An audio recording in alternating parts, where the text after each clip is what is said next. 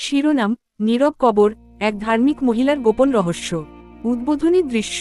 প্রিয় বন্ধুরা, কল্পনা করুন একজন মহিলার কবর থেকে ভয়ঙ্কর চিৎকার আসছে, যিনি দিনে 5 ওয়াক্ত নামাজ পড়তেন।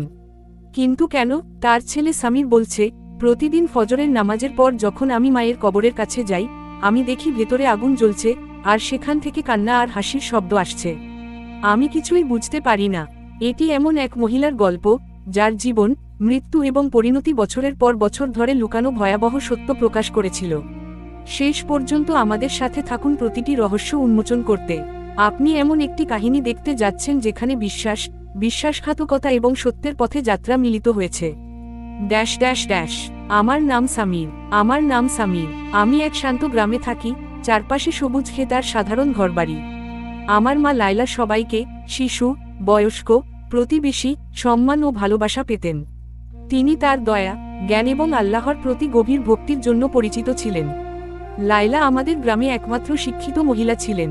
তিনি বছরের পর বছর স্থানীয় স্কুলে পড়িয়েছেন এবং শিশুদের বিনামূল্যে ব্যক্তিগত পড়াশোনা দিয়েছেন। শুধু পড়াশোনা নয়, কোরআনের শিক্ষাও দিয়েছেন।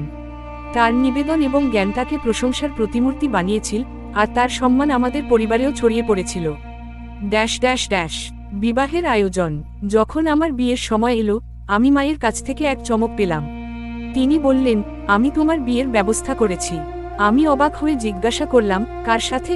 তিনি উত্তর দিলেন, আমাদের গ্রামের এক তরুণ বিধবা, এক এতিম মেয়ে যার দেখাশোনা করার কেউ নেই। আমি তাকে তোমার জন্য বেছে নিয়েছি। আমি লজ্জিত ছিলাম। মা চাইলে যে কোনো ধনী পরিবার থেকে মেয়েকে বেছে নিতে পারতেন, অথচ তিনি এমন একজনকে বেছে নিলেন যে দরিদ্র, কম সুন্দরী, আর জীবনের কঠিন সময়ের মধ্য দিয়ে গেছে। শিগগিরই আমি বুঝতে পারলাম, এই বিয়েটি শুধু আমার ব্যাপার নয়, দায়িত্ব, সম্মান আর সহমর্মিতার ব্যাপার। আমাদের বিয়ের রাতে, আমি আমার নতুন স্ত্রী সালমাকে বললাম, যদি তুমি আমার মাকে সম্মান করো এবং তাকে তোমার হৃদয় স্থান দাও, তাহলে তুমি আমার সম্মান আর গ্রামের সবার সম্মান। জীবন এবং সংগ্রাম। সালমার সাথে জীবন সহজ ছিল না। আমার সতর্ক সত্ত্বেও দ্বন্দ্ব বাড়তে লাগল। মায়ের হঠাৎ মৃত্যু আমার জন্য ভয়াবহ আঘাত ছিল। তার কবর পরিদর্শন আমার প্রতিদিনের অভ্যাসে পরিণত হল, সকাল ও সন্ধ্যায়। এক সকালে আমি কবরের কাছে এসে আতঙ্কে জমে গেলাম। কবরের ভেতরে আগুন জ্বলছিল, আর সেখান থেকে কান্না ও হাসির শব্দ আসছিল। আমি কিছুই বুঝতে পারছিলাম না। আমার ধার্মিক মায়ের সাথে এমনটা কিভাবে হতে পারে? ভয় আর বিভ্রান্তি আমাকে গ্রাস করল। আমি সালমার উপর সন্দেহ করতে শুরু করলাম। এটা কি তার কাজ? আমি তাকে ঘনিষ্ঠভাবে পর্যবেক্ষণ করার সিদ্ধান্ত নিলাম, কিন্তু প্রতিদিন নতুন প্রশ্ন আসতে লাগলো, আর রহস্যময় ঘটনাগুলো চলতেই থাকলো। Dash dash dash.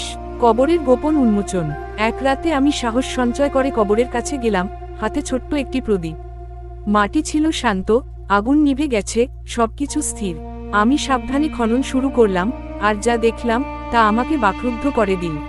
কবরের অবস্থা, মায়ের দেহের প্রতি আচরণ, বিশৃঙ্খলা, ভয়ঙ্কর ছিল।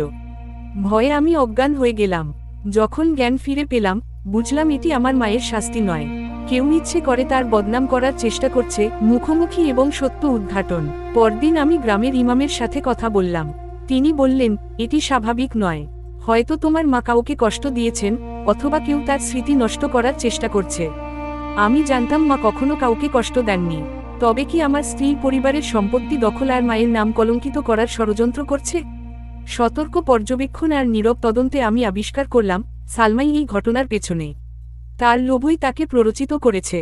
সে পরিবারের সম্পত্তি দখল করতে চেয়েছিল আর মায়ের সুনাম কলঙ্কিত করতে চেয়েছিল। আত্মীয়স্বজন ও ইমামের সাথে আলোচনার মাধ্যমে সত্য প্রকাশ পেল। আমার মা লায়লা কখনো কাউকে কষ্ট দেননি। তিনি ছিলেন নির্দোষ, সম্মানিত ও প্রিয়ভাজন। সব বিশৃঙ্খলা এসেছে প্রতারণা আর ভুল বোঝাবুঝি থেকে। Dash dash dash. সমাধান এবং শিক্ষা। সত্য উদ্ঘাটনের পর আমি শান্তি খুঁজতে শুরু করলাম। প্রতিদিন কবরের কাছে যেতাম, মায়ের জন্য দোয়া করতাম, আর ধীরে ধীরে ভয়ঙ্কর ঘটনাগুলো থেমে গেল। আমি ক্ষমা করতে শুরু করলাম, রাগ আর সন্দেহ ছেড়ে দিলাম। এক রাতে স্বপ্নে মা এলেন, মুখে শান্ত হাসি। তিনি বললেন, এখন তোমাদের হৃদয় পরিষ্কার, আর সত্য প্রকাশিত হয়েছে। তুমি ন্যায় আর ক্ষমা খুঁজেছ বলে আমি শান্তিতে আছি। এই গল্প আমাদের শেখায়, অন্যকে সম্মান করা মৃত্যুর পরও অত্যন্ত গুরুত্বপূর্ণ। ধৈর্য, অনুসন্ধান আর ক্ষমাই আমাদের অন্তর্দৃষ্টি ও শান্তি দেয়। ন্যায়বিচার ও সত্য দেরিতে হলেও অবশেষে বিজয়ী হয়। Dash dash dash. শেষ কথা। বন্ধুরা, এই গল্পটি শেয়ার করুন, যারা ধার্মিকভাবে জীবন কাটিয়েছেন তাদের সম্মান জানানোর জন্য। তাদের উত্তরাধিকার রক্ষা করুন, তাদের স্মৃতি সংরক্ষণ করুন, আর অন্যের অধিকারকে কখনো হালকাভাবে নেবেন না। ধৈর্য ও ঈমানের মাধ্যমে আমরা শিখতে পারি, ক্ষমা করতে পারি, আর শান্তি খুঁজে পেতে পারি। যদি এই গল্প আপনাকে স্পর্শ করে থাকে, আমাদের চ্যানেলটি সাবস্ক্রাইব করুন এবং মন্তব্যে লিখুন আস্তাগফিরুল্লাহ। আসুন আমরা ন্যায়, সম্মান ও পিতামাতার প্রতি ভালোবাসার শিক্ষা